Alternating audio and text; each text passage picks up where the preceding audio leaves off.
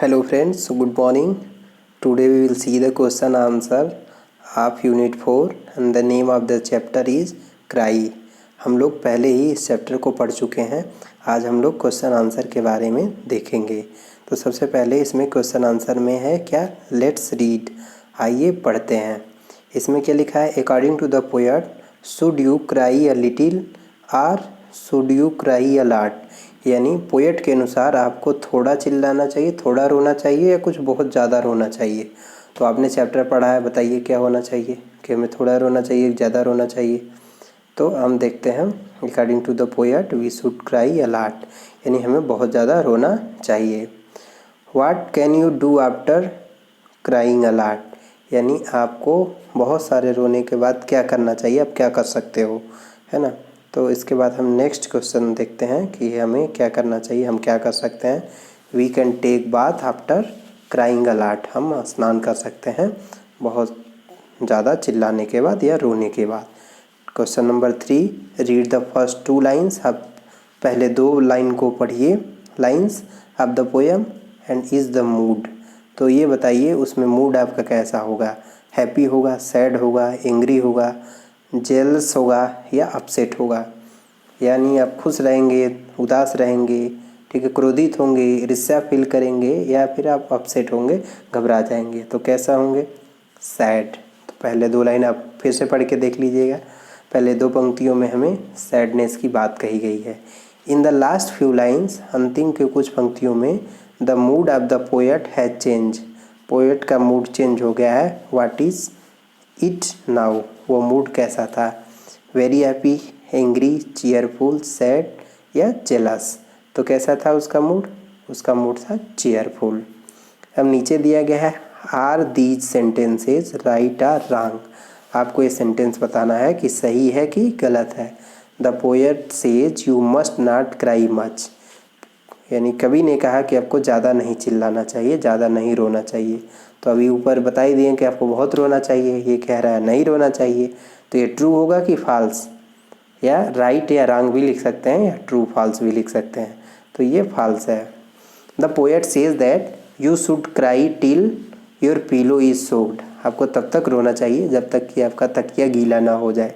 तो ये सही बात है, उसमें हमें ऐसा बताया गया था, ये ट्रू है। द पोएट सेज दैट, कवि कहता है कि आफ्टर क्राइंग, यानी चिल्लाने के बाद, you should open the window, आप अपना खिड़की खोल सकते हैं, एंड लाफ सो दैट, आप हंसिए ताकि people will see that you are happy, ताकि लोग आपको ऐसा लगे लोगों को कि आप खुश हैं। तो ऐसा बात सही है, ऐसा कविता में हमने पढ़ा था। तो ये क्या होगा, ट्रू होगा। The poet say that you should open the window and show people that you are crying, यानी अभी इसके ऊपर अपोजिट यानी उल्टा बताया गया है। ये कह रहा है कि आप विंडो को खोलिए और लोगों को ये दिखाइए कि आप रो रहे हैं, ऐसा नहीं बताया गया था। तो ये क्या है, फॉल्स है। अब हम नेक्स्ट क्वेश्चन देखते हैं। नेक्स्ट क्वेश्चन क्या है, लेट अस टॉक, आइए हम बात करते हैं। पहला क्वेश्चन यहाँ देखिए, 3 क्वेश्चंस दिए गए हैं और इन 3 क्वेश्चंस को हम बारी बारी से करते हैं। लिखा है वेयर डू यू क्राई, आप कहाँ पे रोते हैं। What are the things that make you cry, ठीक है, कौन सी ऐसी चीज़ें होती हैं जो आपको रुलाती हैं। तो आप यहाँ पे देख सकते हैं इसका आंसर। लिखा है I cry in the bathroom and I usually cry when I get scolding from my parents, जब मेरे माता पिता के द्वारा मुझे क्या किया जाता है, डांटा जाता है, तब मैं बाथरूम में क्या करता हूँ, रोता हूँ। सेकेंड क्वेश्चन क्या है, I can you cry when you are happy, जब आप खुश रहते हैं तो क्या आप रोते हैं, बताइए खुश रहने पर कोई रोता है, no. I can't cry when I am happy, मैं नहीं रो सकता जब मैं क्या हूँ, खुश हूँ। अब नीचे है विच आर द थिंग्स, वो कौन सी ऐसी चीज़ है दैट मेक यू हैप्पी, जो आपको खुश रखती हैं। In what way do you show your happiness, आप किस तरीके से अपनी खुशी दिखाते हैं। तो अब देखिए यहाँ पे नीचे लिखा गया उसका answer, eating food, playing football, make me happy, यानी खाना खाकर, फुटबॉल खेलकर, जो भी गेम आप पसंद करते हैं उससे आप खुश रहते हैं। I scream loudly to show my happiness, अपने हैप्पीनेस को दिखाने के लिए, अपने प्रसन्नता को दिखाने के लिए हम बहुत ज़्यादा क्या करते हैं, स्क्रीम करते हैं, यानी चीखते चिल्लाते हैं। उसके बाद अब ये हो गया हमारा क्वेश्चन नंबर 3। अब हम देखते हैं, नीचे लिखा गया है से अलाउड। से अलाउड का मतलब कुछ नहीं है, आपको इसको एक बार पढ़ना है, रीडिंग करना है। इससे हमें एक जैसे ध्वनि वाले राइमिंग वर्ड के बारे में पता चलता है। जैसे लिखा है dash, bash, splash, cash, trash. ऐसे पढ़ने से हमारा राइमिंग वर्ड के बारे में हमें ढेर सारी जानकारी होती है। साथ में हमारा टंग ट्विस्ट कर जाता है। टंग ट्विस्टर वो होता है जिससे हमारी ज़बान की लड़खड़ाहट जो होती है वो ख़त्म हो जाती है। यानी हमें किसी वर्ड में कहने में, किसी वर्ड को बोलने में और उसके प्रोनाउंसिएशन में कोई भी क्या नहीं होता है, कोई हिचकिचाहट नहीं होती है, हेजिटेशन नहीं होता है। तो आपको इसे क्या करना, से अलाउड यानी तेज़ बोलना है। तेज़ बोल के आप हर शब्द को क्या कर सकें, बोल सकें। तो ऐसा आप करेंगे। उसके नीचे देखिए क्या लिखा है, सोअर, पावर, टावर, फ्लावर, ठीक है, मोवर। और इसकी स्पेलिंग भी ढूंढना है कि आपको इसका किसके मतलब क्या होता है, कौन से वर्ड्स का मतलब क्या होता है ना।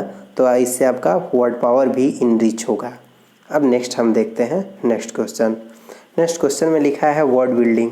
वर्ड बिल्डिंग में आपको नेस जोड़ के नया सेंटेंस क्या होता है, बनाना होता है। क्लास 4th में हमने आपको बताया था कि कुछ वर्ड के एंड में जब हम कोई वर्ड जोड़कर नया वर्ड बनाते हैं तो उसे हम क्या कहते हैं, उसे हम सफिक्स कहते हैं। तो यहाँ पे सबसे पहले हम कोई वर्ड जोड़ेंगे, है ना। यहाँ पे हम कोई वर्ड लिखेंगे और इस वर्ड के एंड में हमें NESS जोड़ना है और जोड़ के नया वर्ड बनाएंगे। तो हमें नया वर्ड बनाना है, तो इस प्रोसेस को हम क्या कहते हैं, सफिक्स कहते हैं। तो आइए हम देखते हैं कैसे इसे बनाया जाता है। अब देखिए हमने यहाँ पे 3 वर्ड लिख दिया है और इस 3 वर्ड में एक हमने वर्ड लिखा है पोलाइट, मीन्स सभ्य होता है, हार्टलेस मीन्स निर्दयी और अवेयर मीन्स होता है जागरूक। अब इस तीनों में हम नेस जोड़कर एक नया वर्ड बनाएंगे। पोलाइट में जोड़ेंगे तो क्या बन जाएगा, पोलाइटनेस, ठीक है। और हार्टलेस में जोड़ेंगे तो हार्टलेसनेस, और अवेयर में जोड़ेंगे तो अवेयरनेस मीन्स जागरूकता। तो इस तरीके से हमने NESS जोड़ के उसको हमने नया वर्ड क्या किया, बनाया। अभी हमने आपको बताया कि जब हम एंड में कुछ जोड़ते हैं तो उसे हम क्या बोलते हैं, सफिक्स, और पहले कुछ जोड़ते हैं तो उसे हम क्या कहते हैं, प्रीफिक्स। अब हम फिर नेक्स्ट क्वेश्चन देखते हैं जिसका नाम क्या है, लेट्स राइट। आइए कुछ लिखते हैं। यहाँ पे लिखा गया है fill in the blanks with the exact filling words. आपको यहाँ पे कुछ दिए गए हैं वर्ड्स ब्रैकेट में, और इन ब्रैकेट में से आपको चुन कर क्या करना है, उस फिल इन द ब्लैंक्स में भरना है। तो पहले हम क्वेश्चन पढ़ते हैं। The tourist were to see the beautiful Taj Mahal. यानी ब्यूटीफुल ताजमहल को देखकर जितने टूरिस्ट थे, पर्यटक थे, वो क्या हो जाएंगे, उनको वरीड, वो चिंतित हो जाएंगे, या शॉक्ड, उनको झटका लग जाएगा, या अमेज्ड, या वो आश्चर्यचकित हो जाएंगे। तो बताइए क्या होगा, वेरी गुड, अमेज्ड हो जाएगा, यानी उसको देखकर वो आश्चर्यचकित हो गए। और फिर नीचे लिखा है the light went out suddenly. अचानक लाइट चली गई। आई वाज एलोन, मैं अकेला था, एंड आई फ्राइटेंड, और मैं क्या हुआ, डर गया। फिर नेक्स्ट क्वेश्चन लिखा है he has been fall ill for a long time. वो लंबे समय से बीमार रहा है। एंड हिज पेरेंट्स वर, और उसके माता पिता क्या हैं, अनहैप्पी हैं, वरीड हैं कि एंग्री हैं। तो बताइए कि अगर कोई बीमार है तो उसके माता पिता कैसे रह सकते हैं, वरीड होंगे, चिंतित होंगे, है ना। अब नीचे लिखा है द शॉपकीपर वाज शॉक्ड, यानी शॉपकीपर को झटका लग गया।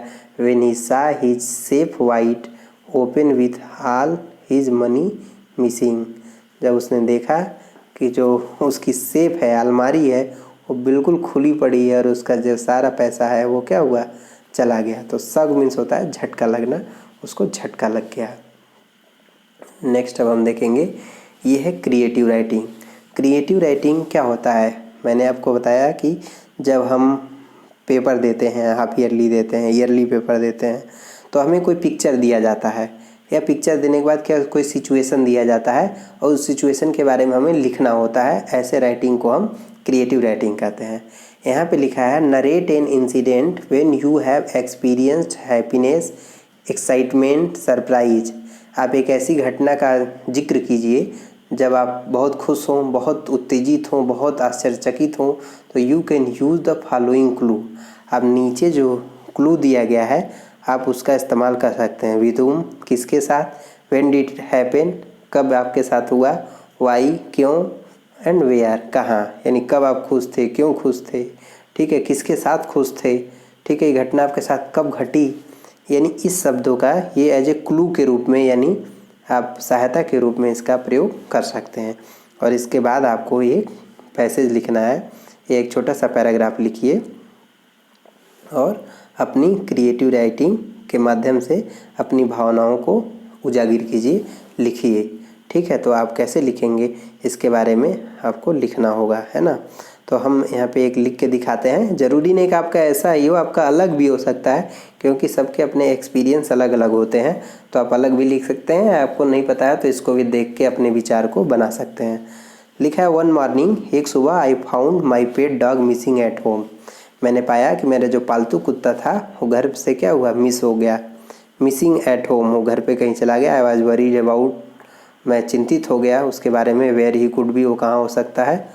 ही स्लेप्ट विथ मी, वो मेरे साथ सोया था। In my bed and last night, means पिछले रात वो मेरे साथ सोया था। He was not so well, वो बहुत ठीक नहीं था। So I took him to vet, इसलिए मैं उसे पशु चिकित्सक के पास ले गया।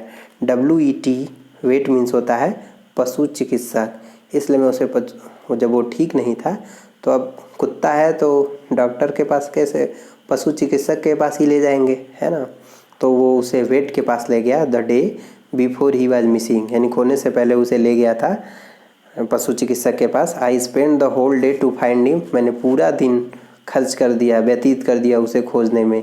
It was only in the evening that the vet called me up, अब शाम को उस पशु चिकित्सक ने मुझे बुलाया। एंड इन्फॉर्म्ड मी, और मुझे सूचित किया, दैट कि he was sitting near his hospital, कि वो उसके हॉस्पिटल के पास क्या था, बैठा था। I rush toward the hospital, मैं हॉस्पिटल की तरफ गया। एंड वॉज एक्सट्रीमली ग्लैड, और मैं उसे देखकर बहुत ही क्या हुआ, खुश हो गया। टू सी हिम, उसे देखकर। आफ्टर दीज लॉन्ग आवर्स, बहुत लंबे समय के बाद। अब देखिए इसमें क्या हुआ, इसमें खुशी भी हुआ, है ना, एक्साइटमेंट भी हुआ और सरप्राइज़ भी हुआ, है ना। तो इस तरीके से जब उनका कुत्ता मिल गया तो उनको बहुत खुशी होगी, बहुत आश्चर्य होगा कि डॉक्टर ने उनको बताया कि ये कुत्ता मेरे पास है।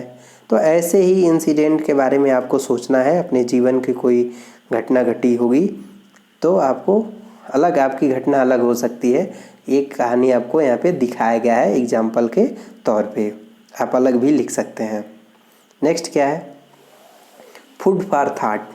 फूड फॉर थाट का मतलब होता है सोचने के लिए भोजन। आप एक कहावत सुने होंगे कि in a sound body sound mind develop, यानी स्वस्थ शरीर में स्वस्थ मस्तिष्क का विकास होता है। जब हमारा शरीर स्वस्थ होगा तभी हमारा मस्तिष्क क्या होगा, स्वस्थ होगा। यानी हमें अच्छा होने के लिए हमें अच्छा खाना खाना पड़ेगा। तो यहाँ पे कुछ चीज़ें दिखाई गई हैं कि यानी हमें अच्छा सोचने के लिए हमें अच्छा खाना खाना चाहिए। उसके कलर्स के बारे में दिए गए हैं, आप इसको पढ़िए, उन कलर्स के बारे में जानिए। जैसे देखिए यहाँ पे लिखा गया है, कुछ स्पेलिंग्स भी आपको पता चलेगा। लिखा गया टोमेटोज आर रेड, यानी टोमेटो कैसे होते हैं, लाल होते हैं। बीन्स आर ग्रीन, बीन्स कैसे होते हैं, ग्रीन होते हैं। ब्रिंजल्स के बारे में दिया है, brinjal has a crown just like a queen. Potato are brown, onions are pink. इस तरीके से ये पूरा दिया गया है। और आपको क्या करना है, लिखा है कि लिखा है carrots have juice which I can drink, vegetable make me healthy, यानी सब्जियां हमको स्वस्थ बनाती हैं, एंड वाइज और बुद्धिमान बनाती हैं। So eat some daily with roti and rice, इसलिए इन सब्जियों को, फलों को आपको क्या करना चाहिए, रोटी से खाना चाहिए, ठीक है, दाल से खाना चाहिए, ठीक है, जिससे हमारा शरीर स्वस्थ होगा। जब हमारा शरीर स्वस्थ होगा तो हमारे विचार भी क्या होंगे, अच्छे होंगे। हम अच्छी तरीके से क्या कर सकते हैं, सोच सकते हैं। जैसे आप अगर हमेशा बीमार ही रहें तो आप स्कूल नहीं जा सकते। आप स्कूल नहीं जाएंगे तो कुछ सीखेंगे नहीं, क्लास में कमज़ोर होंगे। इसलिए 100% अटेंडेंस के लिए आपको स्वस्थ रहना बहुत क्या है, ज़रूरी है। तो इसलिए यहाँ पे इसके बारे में दिया गया है फूड्स फॉर थॉट। तो आशा है कि आपको इस चैप्टर से बहुत कुछ समझ में आया होगा और आप इसे देखिए, 1-2 बार और पढ़िए। पढ़ने के बाद पहले क्वेश्चन अच्छे से समझ लीजिए, समझने के बाद फिर क्वेश्चन आंसर करिए। तो आप इसे अपने कॉपी में नोट करिए। Thank you very much.